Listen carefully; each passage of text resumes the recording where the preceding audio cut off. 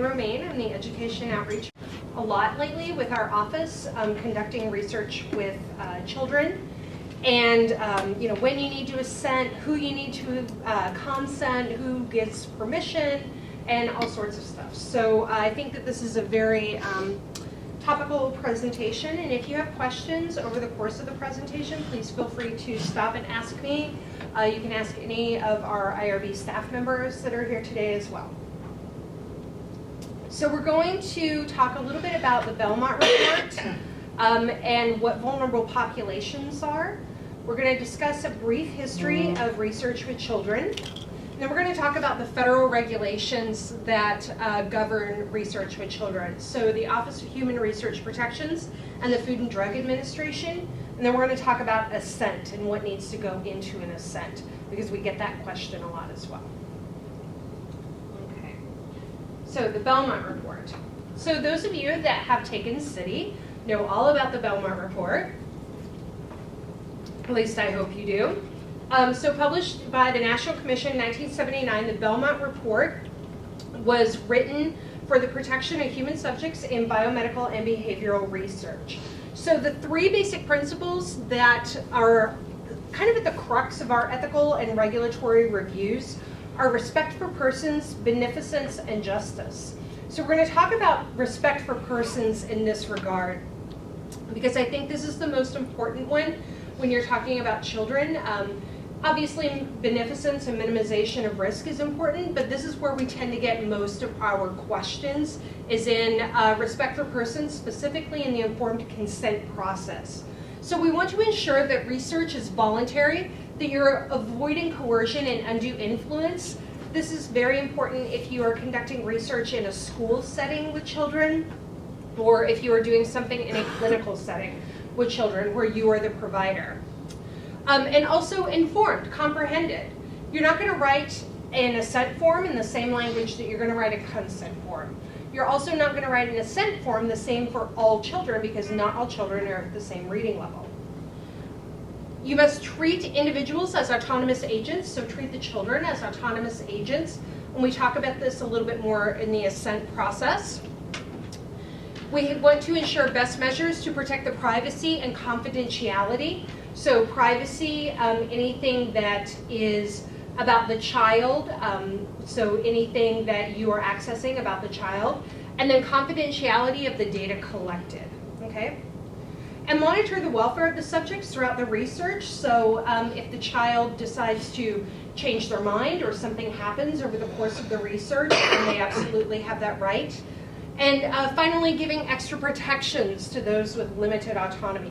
So while this is the same for all subjects in respect for persons in the Belmont Report, we address it specifically here with vulnerable populations. So vulnerable populations are so named because they're vulnerable to undue influence or coercion.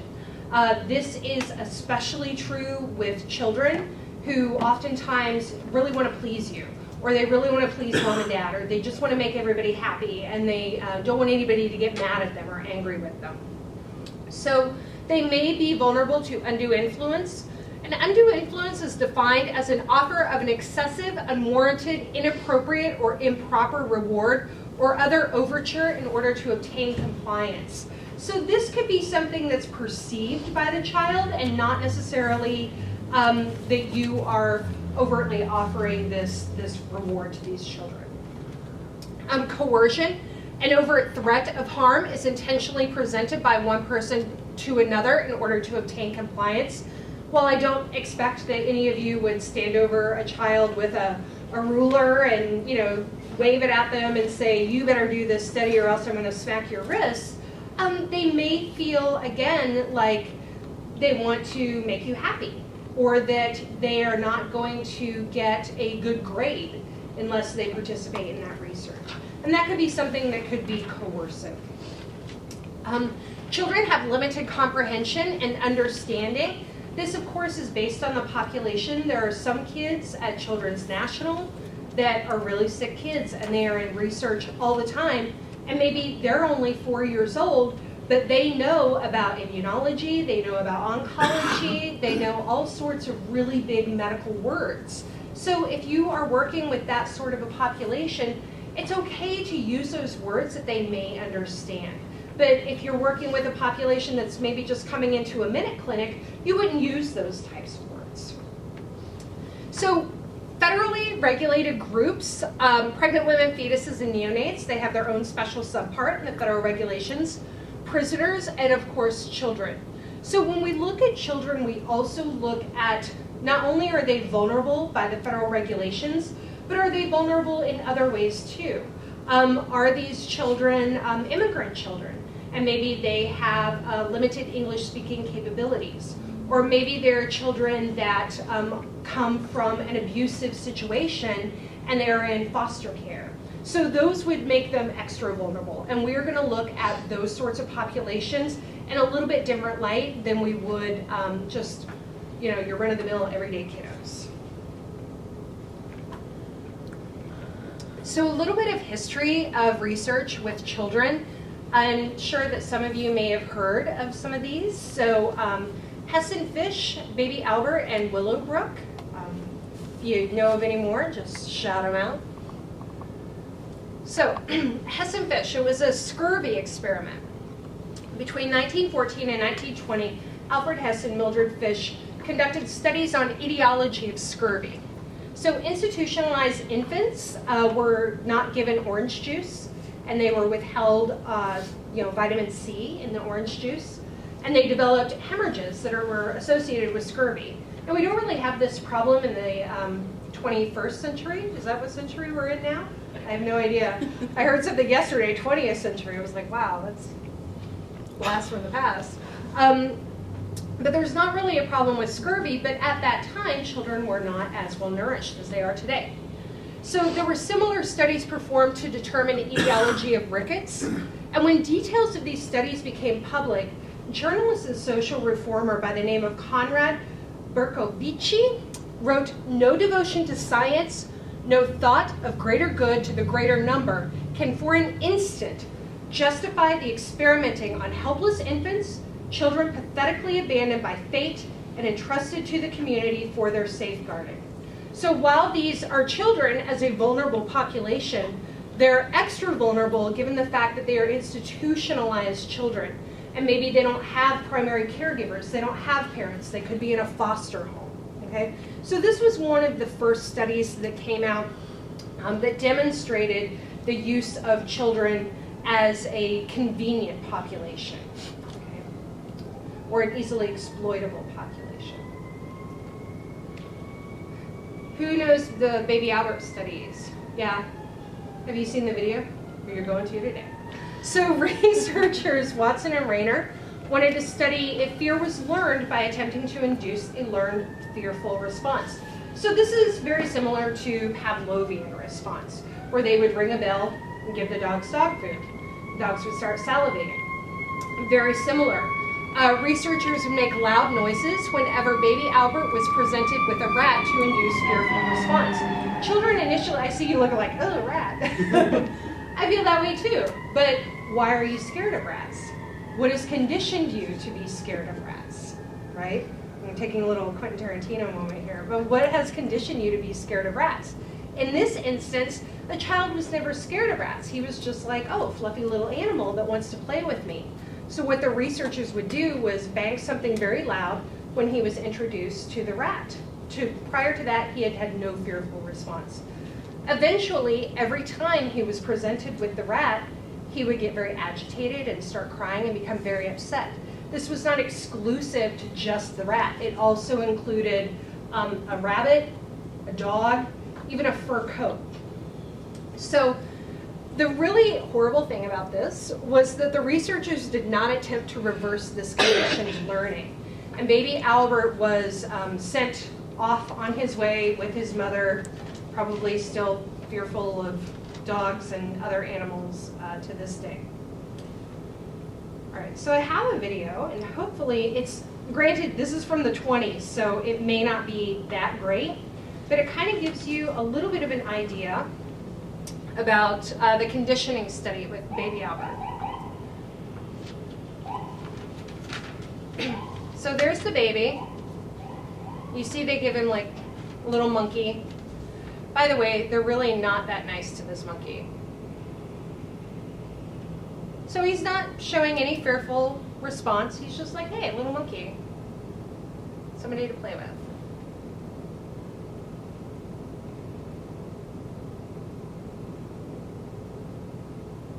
Here's a dog.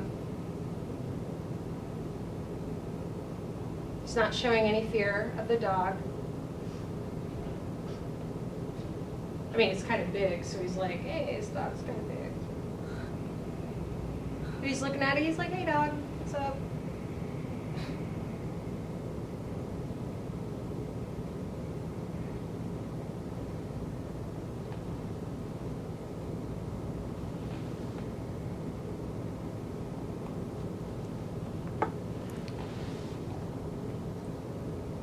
So he's not showing any fear of the rat either. He's actually very interested in the rat. Starts petting it. God, I hope that rat doesn't bite it. Same thing with the bunny. Bunny's cool. What's up, bunny? So it just goes to show that these were all, responses that were normal for a child or for any person. So after the condition, after they would make the loud noises,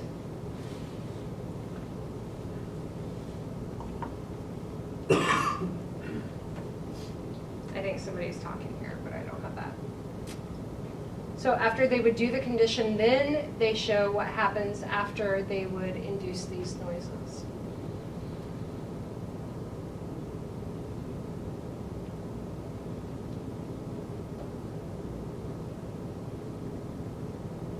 So you can see that he's trying to get away from the rat, which previously he really didn't have a problem with. Same thing with the bunny. He becomes very upset when presented with the bunny and starts crying. He tries to get away. What is wrong with that mother? The mother had no idea what was going on. That's her, right? No, that's the researcher. Oh. Yeah, that's the researcher. The mother did not know what was happening. She worked at the same institution that they were conducting this research. And I guess she just thought they were going to take care of her child for the day. There's not a lot of whole information about that. Yeah. Good. You can see how he gets so upset and agitated. That's even a fur coat. That's not even an animal.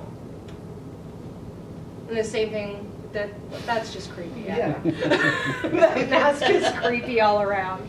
So that's baby Albert. And the reason I show you the video is because I think it's interesting that they videotaped it. So, all right, let's move on.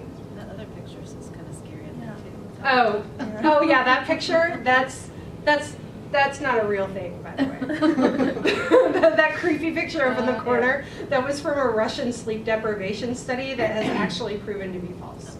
All right, so Willowbrook, those of you that are very familiar with social behavioral research with children or biomedical research with children, Willowbrook is kind of a really, really big one. And Willowbrook Institution, or state school, was actually Geraldo Rivera's breakthrough moment in investigative journalism. So the Willowbrook State School for Mentally Incapacitated Children, in the 1940s to 1970s, a physician by the name of Dr. Krugman would conduct hepatitis vaccine trials with these children. So in the 40s, if you had a child that had a mental disability, you didn't keep that child at home. You put that child in an institution, in a state school. So these parents would just put these children in these state schools, and experiments were done on them. At this time, hepatitis was very rampant within the school. So what they would do was they were looking for a cure or a preventive measure. So they would deliberately feed some of the children hepatitis in an attempt to induce infection.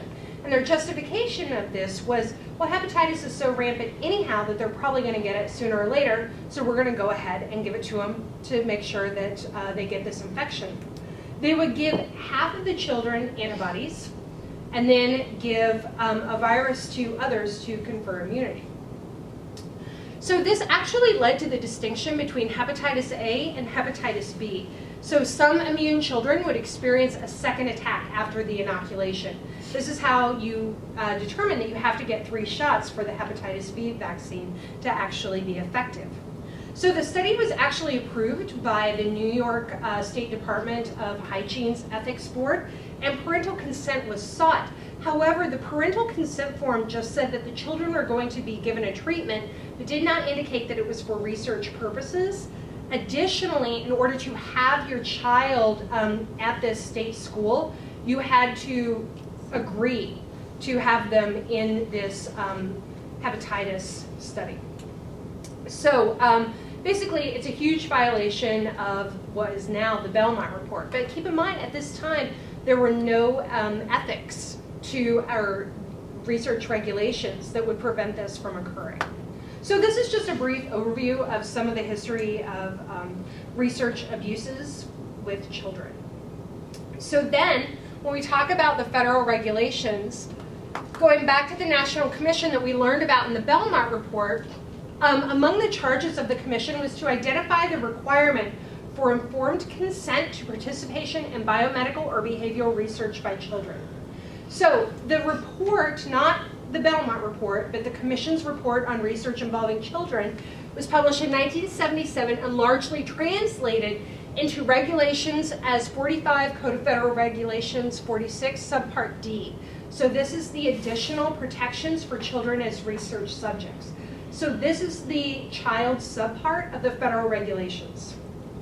And when we talk about children, children are persons who have not attained the legal age for consent to treatments or procedures involved in the research under the applicable law of jurisdiction in which the research will be conducted. So what this means is check your local listings, basically. So while we at GW and in DC see children as under the age of 18, there may be different rules for conducting research with children in, let's say, India. Maybe the age of consent in India is 16, or when they are married, because many individuals in rural areas may get married at 13 or 14 and they're considered adults. So again, just check the local regulations for what is considered a child. So these are the definitions for the Office for Human Research Protections, or OHRP. And I have the actual regulations up here if you would like to look at them. They're really easy to find. You can just do, OHRP Children, Code of Federal Regulations, and it'll come right up. So some of the definitions, children are persons, who we've already gone through this, who have not attained the legal age for consent to treatments or procedures involved in the research under the applicable law of the jurisdiction in which the research will be conducted. Now, assent, which is what a child gives, they don't give consent, they give assent. Assent means a child's affirmative agreement to participate in research. Mere failure to object should not, absent affirmative agreement, be construed as assent. So they have to actually say, yes, I want to be in the research. If they clam up and say nothing, it doesn't mean that they agree to it, okay? A permission means the agreement of the parents or guardian to the participation of their child or ward in research. And parent is the child's biological or adoptive parent, okay? Now, oftentimes you may have research where they do have a guardian. Again, check your state or jurisdiction's requirements for research involving children if they are appointed a guardian. A guardian means an individual who is authorized under applicable state or local law to consent on behalf of a child to general medical care. So some research may approve a guardian to sign on behalf of a parent or in lieu of a parent. When you're talking about clinical research that involves a drug, device, or biologic, there are a little bit different rules, and these are the Food and Drug Administration rules. I know, Kathy, you might want to look into this. So, Section 50.51 of the Food and Drug Administration says clinical investigations not involving greater than minimal risk. So these are generally drugs or devices that are already on the market and approved.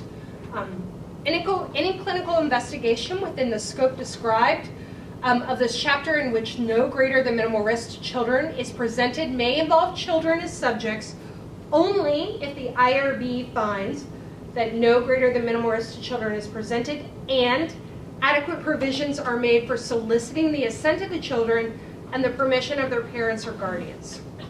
So if you are doing food or drug research, or food, drug, device research, biologic research, anything involving something governed by the FDA, including nicotine, you may need to obtain a parental permission.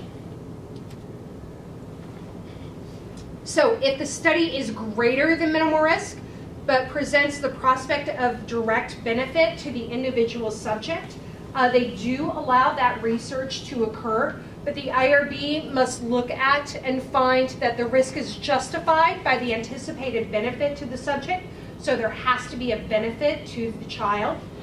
The relation of the benefit to the risk level is at least as favorable to the subjects that's presented by available alternative approaches, so the standard of care has to be as beneficial. And adequate provisions are made for soliciting the assent of the children and permissions of their parents or guardians as set forth in 50.55. So again, these regulations are all available to you on the interwebs. Feel free to access them and make yourself familiar with them. And assent. So we've talked about assent a lot, and when you need to assent a child or get parental permission. So who is considered a minor? Again, if they've not reached the local age of majority for procedures involved in the research. So you'll notice that sometimes we may waive parental permission for a study. So for example, Kathy, I'm just going to pick on you because you're right here and you're fresh in my mind. Kathy had a study that involved a very minor questionnaire to students that were, coming to the hospital to learn about certain procedures. Like maybe they were going to just observe surgery or something like that. And they weren't involved in any surgery, and they were just observing because they're really smart kids and they want to learn, and maybe they want to be doctors when they grow up. So they were given a little bit of a survey about their experiences and what they learned. And we actually waived parental permission for that study because the children were not involved in anything that was greater than minimal risk. They already had permission to come to the hospital for this activity that the parents had to sign off on, and the information that was collected from them was actually not identifiable in any way, shape, or form. They weren't even asking about the school or anything like that. And they actually weren't even asking anything about the kids. They just wanted to know really if this program was something worth continuing and if the children were learning something. So in that instance, it's not something that they would have to provide permission for outside of the research. Okay. So legal age of consent is dependent on jurisdiction, again. Some minors may be considered emancipated minors. So I believe in Maryland, if a teenage girl is pregnant, that she is considered an emancipated minor and can therefore provide consent instead of assent for herself. Again, we talked about international research. So those of you that are seeking to do international research, again, check your local jurisdictions to see what is required there. So again, it could be dependent on marital status, military status, whatever it is. Just be aware of what you're doing and where you're going. Now, if you're doing it at GW, it's 18. All right, so that's the cutoff, 18. What is assent? So before taking part in research, minors are asked for their assent. So assent is that they agree to take part. They may also dissent. They may say no, that they don't want to do this. So to take part in the assent process, children must be mature enough to understand the study and what they are expected to do. Again, what I was saying is if children are, maybe they're really sick kids and they're always, being introduced to research studies, they may be very aware and know exactly what it is that you're asking them to do. I have some, teenage cousins that while very smart, would have no idea about research procedures whatsoever, and they are 14 and 16, and I would never ask them to, be involved in a study that they had no idea of what was going on. So as with the informed consent process, the Ascent is meant to be an ongoing conversation between the child and the research team. So if you're doing something where it's like a longitudinal study, and maybe you're doing a series of surveys or a series of interviews, it's a good idea to always ask them at the beginning of those surveys or interviews, do you wish to continue? Do you still want to do this? At GW, it's generally required that children 7 to 17 be assented for research participation. While there's actually no federal regulation to how old a child has to be before you obtain assent, I think 7 is the general rule. I think most universities I've worked at and other institutions where I've conducted research, 7 is the cutoff age. I don't know why it's 7. It just sounds like a cool number, I guess, but that's really what most other institutions will tell you. What if you're starting a longitudinal study where they start before they're 7, so you just need the parental consent? Do you need then, when they turn 7, to do the assent? So you can ask them before then. You can get a verbal assent if they're unable to read a piece of paper. But then as it goes along and as they are able to read and become more self-aware or assertive, as it were. I was going to say, you have a child, Mary. It's always good to get them to sign it when they're able to. Okay. So everybody wants to know, what do I need to put into an assent document? So it really depends on the age.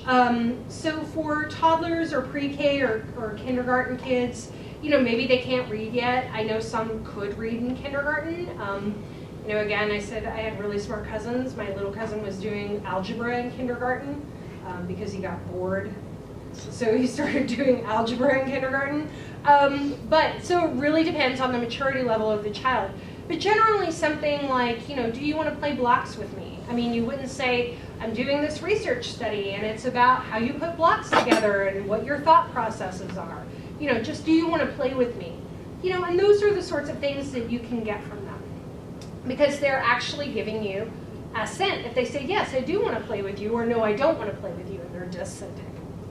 So elementary school age, at least the basics.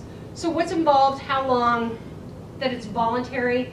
I wouldn't recommend using the word voluntary, maybe saying something like, you don't have to do this if you don't want to. It's another way of using the word voluntary.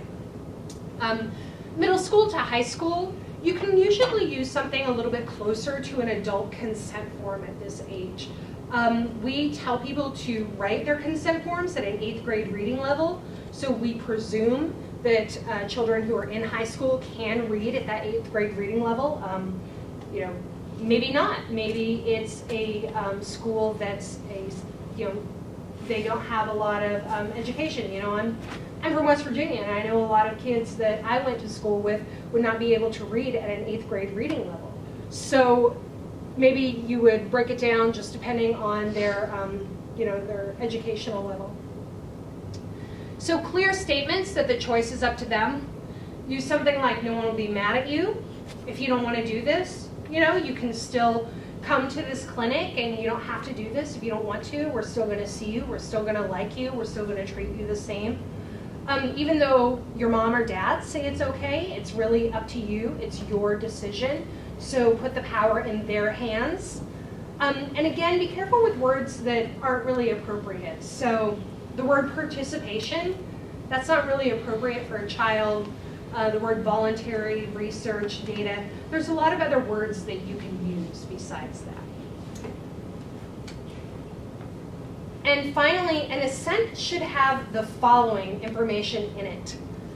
So a statement that the child is agreeing to be in the study that was described in the informed consent or the parental permission, and that their parent or legally authorized representative signed.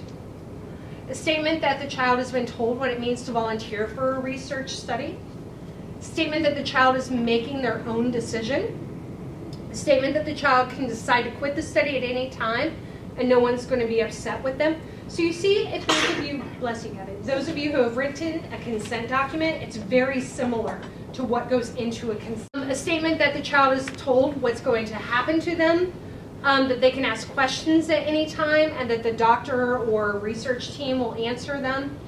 And a signature line for them to sign their name, if they can sign it. Is a print name okay? A print name is great.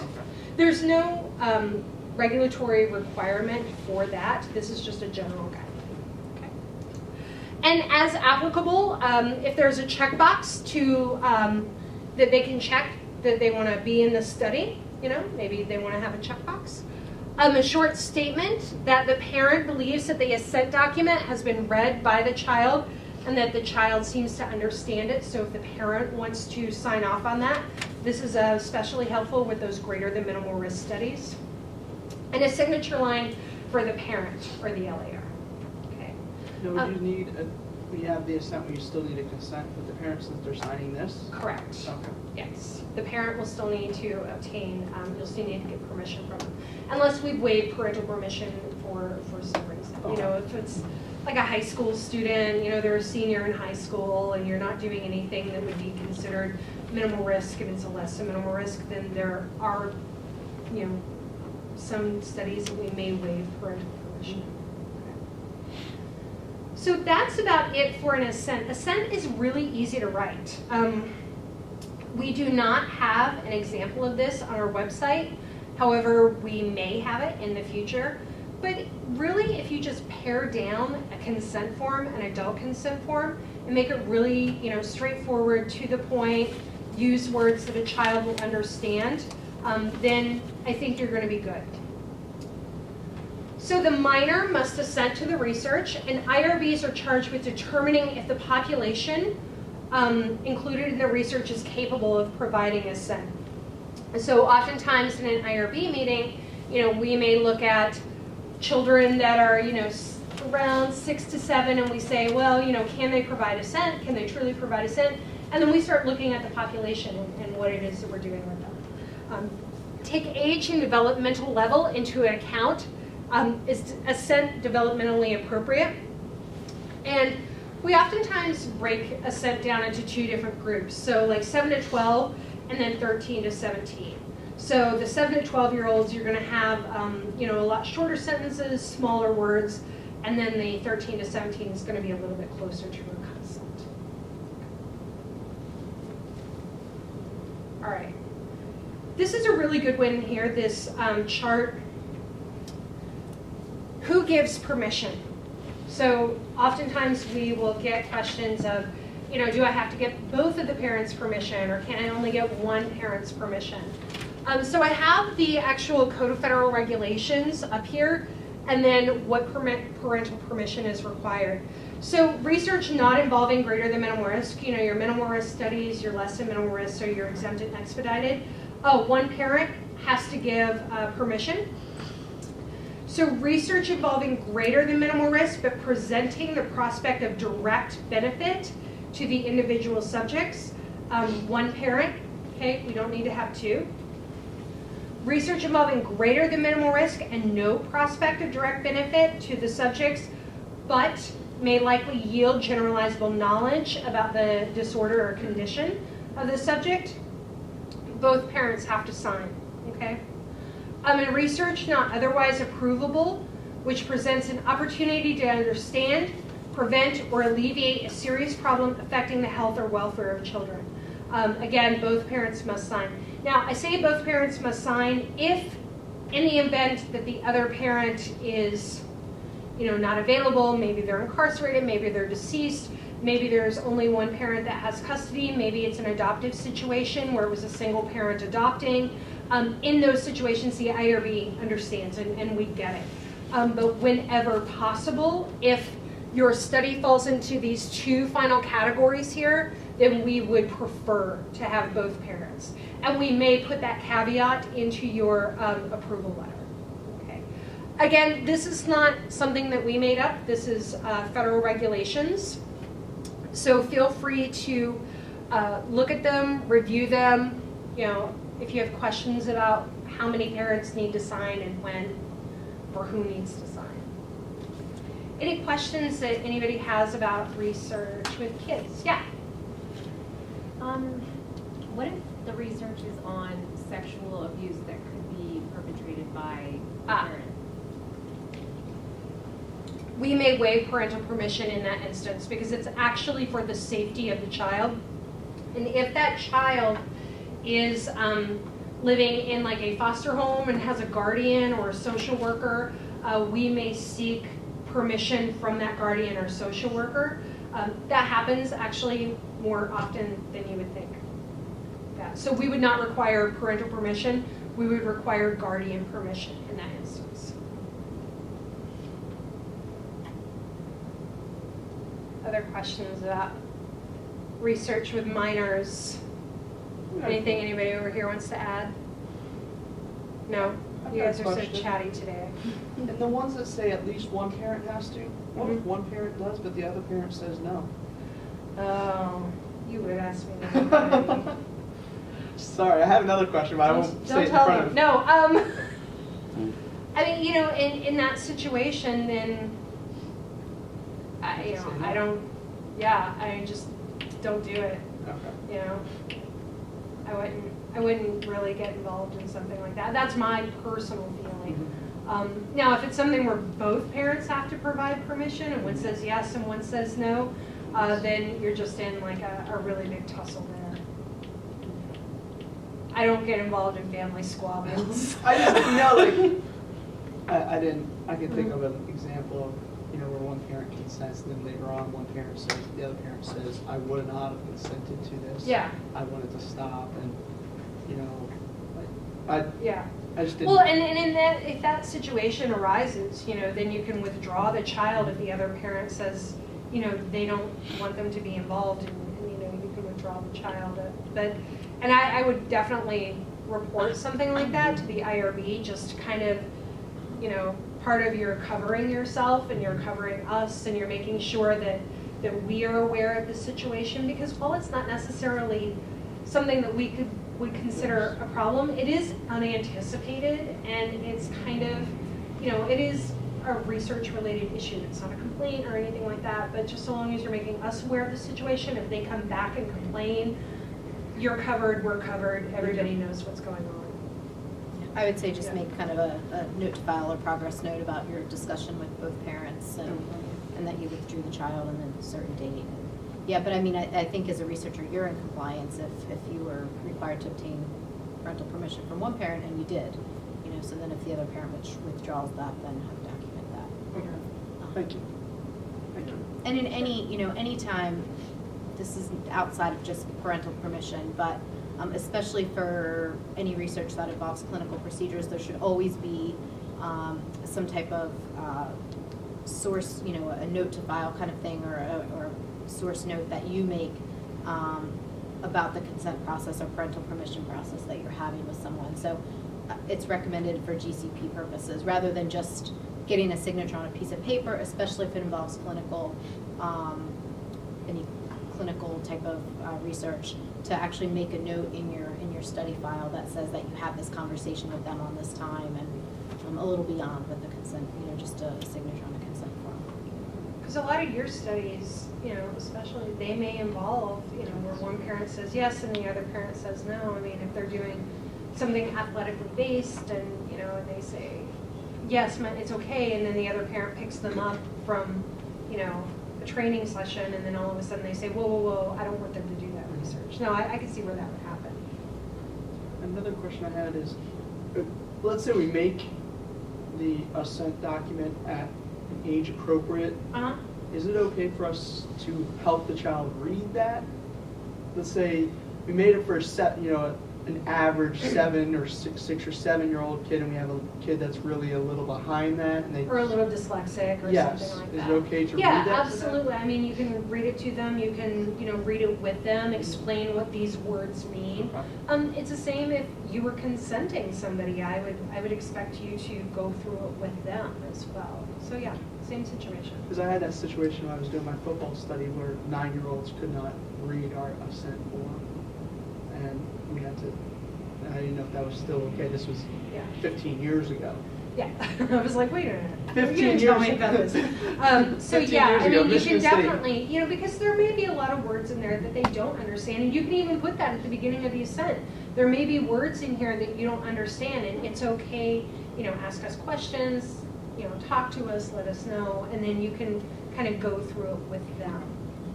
So long as you feel that they are sufficiently understanding and comprehending what the Ascent form is, what they are expected to do, what the research is, then I would have no problem with that.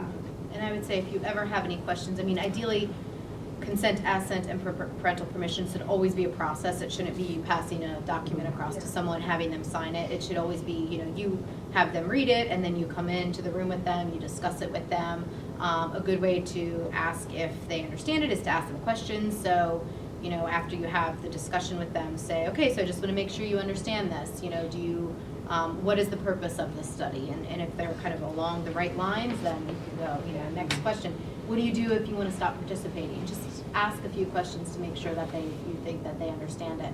And if you think that somebody comes in, again, doesn't apply specifically to children, but that they are not literate, you know, you can give them the consent form upside down or the assent form upside down and see if they turn it around right away, or if they look like they're trying to, you know, figure out, like they're not sure if it's the right way. And then again, you know, ask them if they want you to go through it step by step. I mean, you should always kind of do a general overview of the document, but you could go, if they can't read it, obviously, you go through it much more carefully. So other questions about Ascent with minors or research involving minors, what you can and can't do. Again, everything's, you know, there for you in the federal regulations, what is required. If you have questions, feel free to contact us and let us know. You know, we are here now on the 2100 Penn. Feel free to contact us, and if you just have questions about, you know, who you need to consent, who needs to get assent, what needs to go to an assent. And I believe that we are recording the slides today and our discussion, so they will be posted on our website. So feel free to pass that along as well. I have one thing to add. Yes, Again, Lizzie. not exclusive to children, but on our synopsis form where you fill out the informed consent and you choose standard, waiver of documentation, or complete waiver, I think it's really important to remember to do the justification portion of that, because I've been seeing a lot of applications lately where it's clear that that's not taken very seriously, but we really do need to see the justification for why you're requesting, especially when there's consent and assent. You need to check more than one box and explain, well, we're consenting the adults, but we're waiver of documentation, et cetera. So justification is important. Excellent point. Thank you. All right. Well, thank you everyone for coming, and cold day. We appreciate Colder it. tomorrow. It's colder